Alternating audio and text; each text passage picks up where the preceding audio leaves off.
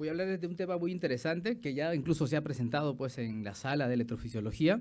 Vamos a hablar de la taquicardia ventricular fascicular idiopática. Vamos a ir del diagnóstico electrocardiográfico a la ablación, caso que hoy se ha realizado pues, en nuestra sala de electrofisiología, la cual pues, ha culminado, ha sido un procedimiento exitoso, se alcanzó pues, eliminar el circuito de reentrada y el paciente ha quedado inducible, ¿no? Entonces vamos a dar algunos conceptos, o esta es la agenda que voy a desarrollar con ustedes en este tema tan interesante. Primero, las taquicardias ventriculares fasciculares idiopáticas, ¿no? Fueron definidas por Sipes en 1979 como una triada diagnóstica. Esta taquicardia se daba en pacientes que no tenían cardiopatía estructural, por eso se llaman TBs idiopáticas, y que electrocardiográficamente se caracterizan por tener un patrón de bloqueo de rama derecha. Además, estas taquicardias se pueden inducir estimulando desde la aurícula. Esto habla de que es una taquicardia en donde el circuito de reentrada incluye el sistema de conducción para que una estimulación atrial genere una taquicardia ventricular. Y esta taquicardia idiopática fascicular tiene como mecanismo principal a la reentrada y la T fascicular posterior es la más frecuente, en donde pues el patrón electrocardiográfico va a ser muy clásico como acá les estoy mostrando, ¿no? Las T fasciculares todas tienen patrón de bloqueo de rama derecha, tienen una transición entre B3 y B4 y el eje va a depender de acuerdo al tipo de taquicardia que tenemos, ¿no? Para el caso de las taquicardias fasciculares posteriores, el eje suele ser superior, miren ustedes, negativo en D2 de 3 ABF. Para el caso de las T fasciculares anteriores, el eje es inferior, positivo 2, 3 ABF, es la única diferencia el eje, correcto. Y para las T septales altas, a veces es un dolor de cabeza, porque el QRS es extremadamente angosto y a veces es casi imposible diferenciar de una taquicardia supraventricular. Muy bien, y es justamente el reto que a veces nos vamos a plantear. No se sorprendan de que una T fascicular llegue al grupo de WhatsApp del servicio de cardiología, ¿no? En donde pues la mitad diga TB y la otra mitad diga taqui supra con aberrancia y empiece ahí la controversia y todos mandan sus algoritmos por aquí, por allá, y pues siempre quedan empates, ¿no? ¿Por qué? Porque justamente estas taquicardias, como bien comentaba Carolina, están en el medio. Ni son ni muy anchas ni muy angostas, pues están en el medio, ¿no? Tanto así que los algoritmos tampoco las pueden discriminar bien. Brugada, Berekei, Pava, ellos incluyeron aproximadamente entre un 3 a 4% de pacientes con TB fascicular. Por esa razón, estos criterios que ellos colocan a veces no alcanza para poder diferenciar el diagnóstico. Así que no se sienta mal, pues, porque sí, los algoritmos tampoco nos ayudan. No ayuda a Brugada, ni Berekei, ni Pava en diferenciar una taqui supra con aberrancia de una TB fascicular. Evidentemente estamos entendiendo que estamos frente a una taquicardia con patrón de bloqueo de rama derecha, transición B3-B4 y eje superior izquierdo, ¿no? Entonces, ¿qué hacemos? ¿Qué hacemos cuando tenemos un paciente con este patrón electrocardiográfico? Bueno, en el año 2017 nos ahorraron el trabajo. Ahora sí, se empezaron a preocupar. Vamos a hacer un estudio electrofisiológico, vamos a juntar a los pacientes que tenían TB fascicular y los que tenían taqui supra con aberrancia.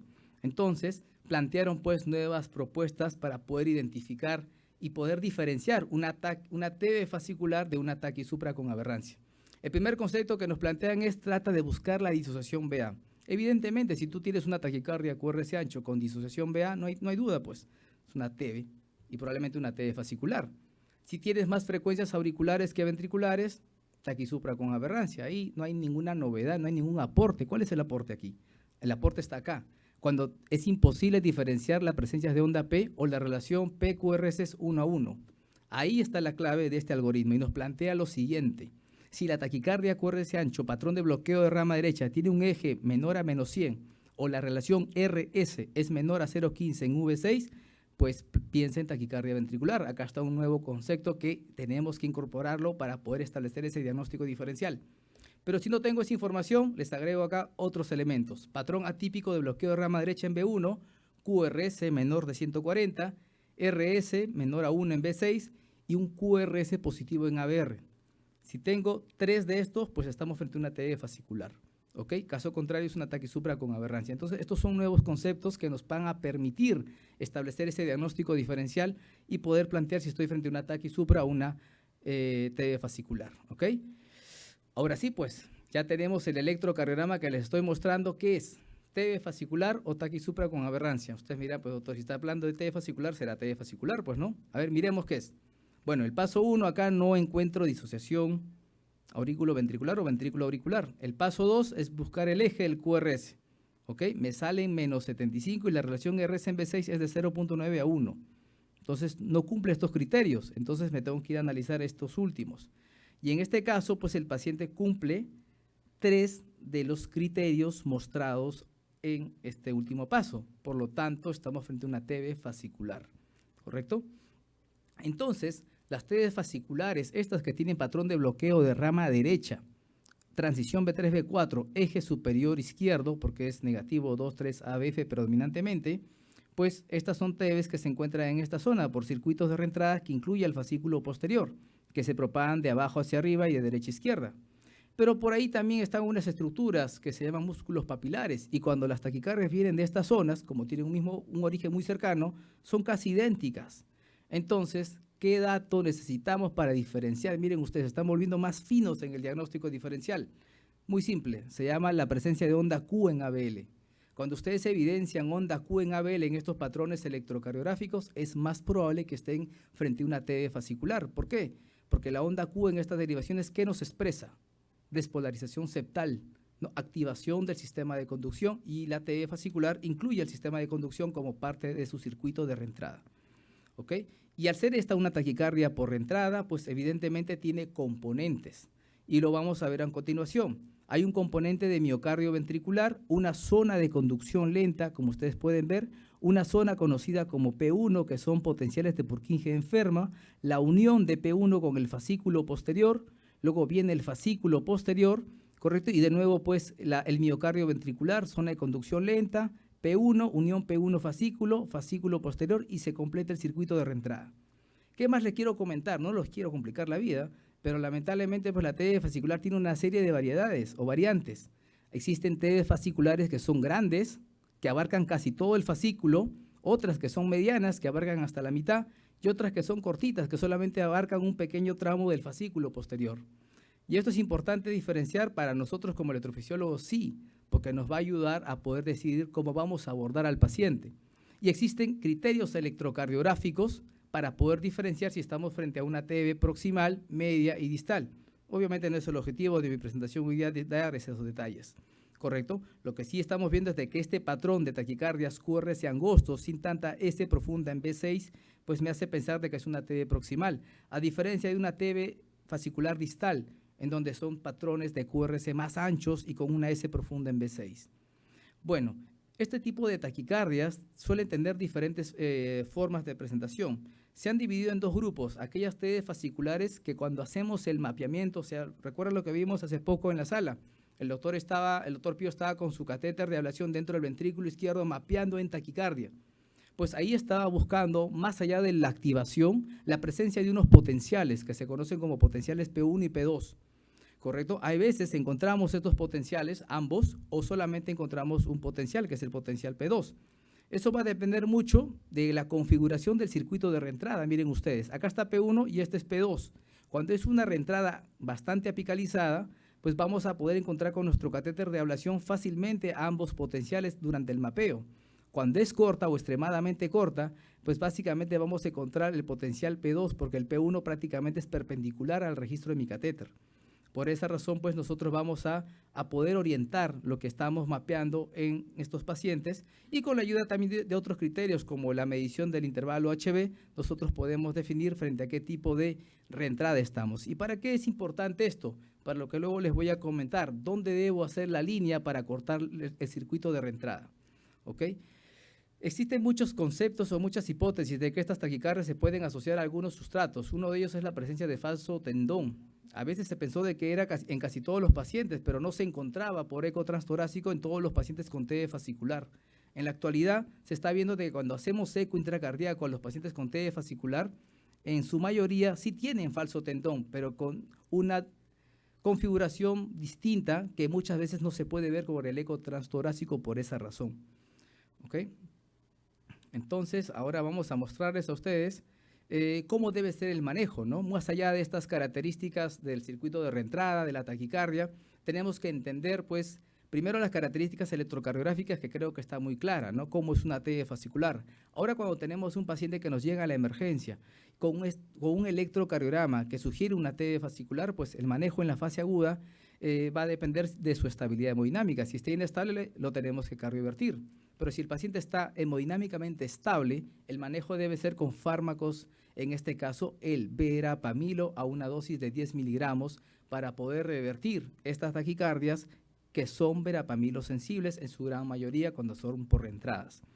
Después de haberlo estabilizado, podemos mandar al paciente pues con verapamilo, si deseamos, vía oral, y ya saben ustedes que el manejo definitivo de un paciente con TB fascicular es la ablación, la cual busca cortar el circuito de reentrada para poder dejar curado a nuestro paciente. Y cuando nosotros estamos con nuestro catéter haciendo el mapeo, ¿no? Estamos moviendo el catéter, la punta del catéter por todo el ventrículo izquierdo, y cuando llegamos dentro del circuito de reentrada debemos de encontrar estos potenciales, el potencial P1 y el potencial P2. Cuando encontramos estos dos potenciales, ¿correcto? Es un lugar interesante porque cuando cautericemos en esta zona vamos a cortar la reentrada. Y si nosotros cortamos la reentrada, miren ustedes, P1, P2, aplicamos radiofrecuencia, ¿qué va a pasar? Se detiene la taquicardia porque se cortó el circuito de reentrada. Muchas veces estas TB fasciculares pues nos inducen en sala y no sabemos qué hacer. Lo que queda en algunas ocasiones es hacer una línea anatómica. Evidentemente la eficacia es mucho más pobre de esta intervención que cuando el paciente está en taquicardia y estando en taquicardia yo detenga la taquicardia. Esta estrategia se va a dar en pacientes en quienes no se puede inducir la taquicardia. En vez de no hacer nada, uno anatómicamente define en tercios, ¿correcto? Y en base a eso, pues, hace la ablación. Normalmente lo va a hacer entre el tercio medio y el tercio apical. He aquí la importancia del electrocardiograma y la taquicardia clínica. Recuerdan ustedes que la característica electrocardiográfica de la taquicardia fascicular me puede definir si esta TB fascicular tiene una reentrada pequeña, una reentrada mediana o una reentrada grande. Aquí está la importancia, porque si yo sospecho o veo electrocardiográficamente que esta es una TB fascicular proximal, hacer una línea de ablación en este lugar no va a impactar en nada en el paciente. Hoy día en la sala no me hizo taquicardia, pero pues dentro del mes seguro va a regresar, ¿ok? Entonces, en un paciente en donde yo electrocardiográficamente identifico que es una TB proximal y clínicamente el paciente no me induce taquicardia, pues evidentemente tengo que hacer una línea anatómica, pero ya no tan distal, sino un poco proximal, siempre cuidándome pues del sistema eléctrico del paciente, por supuesto manteniendo una distancia apropiada para que esta línea sí pueda cortar el circuito de reentrada, al menos empíricamente, y que este procedimiento no se pierda, ¿no? El paciente pues al menos no haga ya taquicardias en el futuro. El mapa de activación es una herramienta, pero recuerden que el mapa de activación no es el target de ablación. Recuerden que el circuito de reentrada puede terminar aquí, miren, y acá puedo tener una salida. Si yo quemo aquí, no significa que corté la reentrada. Por lo tanto, el mapa de activación nunca debe ser considerado el target para hacer la ablación. Es diferente a una TB focal, una taquicardia focal. Ayer mostraron un caso de un paciente con taquicardia auricular incesante que generaba taquicardiomyopatía. ¿No? Hicimos el mapa de activación, encontraron la zona de mayor precocidad, aplicamos en ese puntito y se fue. La extrasístole que les mostré hace poquito, mapa de activación, zona de mayor precocidad, en rojito, ahí quemo y ya está, se fue la extrasístole. Pero en TB fascicular no debemos usar mapa de activación porque si aplicamos guiándonos en esta variable, pues no vamos a obtener el éxito porque no vamos a cortar la reentrada, que es el fin de esta intervención. Bueno, para concluir que la TB fascicular tiene como mecanismo a la reentrada, los algoritmos clásicos no son muy útiles para poder diferenciar una taquisupra con aberrancia de una TB fascicular. Existen nuevos criterios electrocardiográficos que sí les va a ayudar a ustedes a diferenciar una taquisupra con aberrancia de una TB fascicular. Y pues hay patrones electrocardiográficos típicos que nos ayudan a diferenciar las TBs fasciculares de las TBs de músculo papilar, la onda Q en ABL, ¿correcto? Y pues también hay patrones electrocardiográficos que nos ayudan a entender las características de la reentrada, si es una reentrada apical o es una reentrada proximal. Y el target de mi ablación siempre debe buscar a este potencial P1 o a los dos potenciales para poder aplicar en este lugar y cortar el circuito de reentrada, ¿no? Y finalmente, es esta intervención, la ablación con radiofrecuencia, el método más eficaz para el manejo de pacientes con TB fasciculares y en la actualidad las guías consideran que debe ser la terapia de primera línea. Muchas gracias.